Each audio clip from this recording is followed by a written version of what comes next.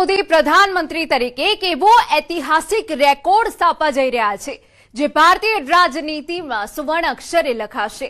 આ રેકોર્ડ એટલે લોકશાહી ઢબે ચૂંટાયેલા પ્રધાનમંત્રી તરીકે સતત શાસન કરવાનો સૌથી લાંબો કાર્યકાળ। આવતી 10 જૂને નરેન્દ્ર મોદી લોકશાહી ઢબે ચૂંટાયેલા પ્રધાનમંત્રી તરીકે સતત સૌથી લાંબો કાર્યકાળ ધરાવતા પ્રધાનમંત્રી બની જશે।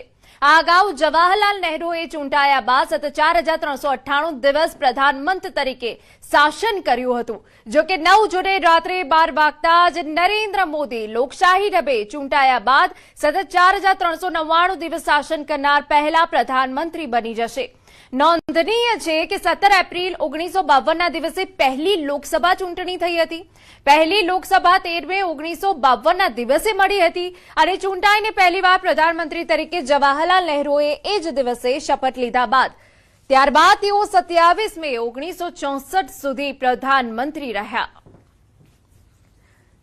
તો મોદી 10 જૂને પીએમ તરીકે સતત સેવાના 4399 દિવસ પૂર્ણ કરશે અને એક ઐતિહાસિક આ દિવસ રહેવાનું છે।